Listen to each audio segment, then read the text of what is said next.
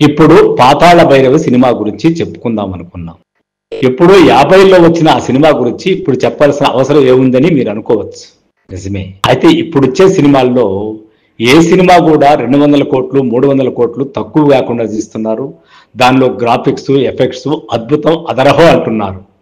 మరి ఆ రోజుల్లో కనీసం మామూలు కెమెరా పెట్టుకుని ట్రిక్ ఫోటోగ్రఫీతోనే ఆ రోజు చేసిన అద్భుతాలు చూడాలంటే మాత్రం మనం పాతాళ భైరవి సినిమా గురించి తెలుసుకోవాల్సిందే.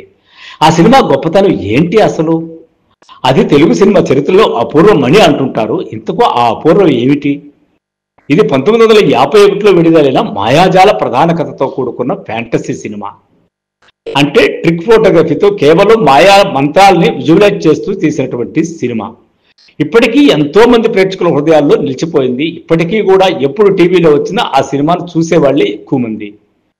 ఇప్పుడు 1000 కోట్లు పెట్టిన సినిమా కన్నా కూడా అప్పట్లో దాదాపు 6-7 లక్షలతోనే తీసినటువంటి ఆ సినిమాను అన్నిసార్లు చూడడానికి అందులో ఉన్నటువంటి ప్రధానమైన ఆకర్షణ ఏమిటి అనుకుంటున్నారా?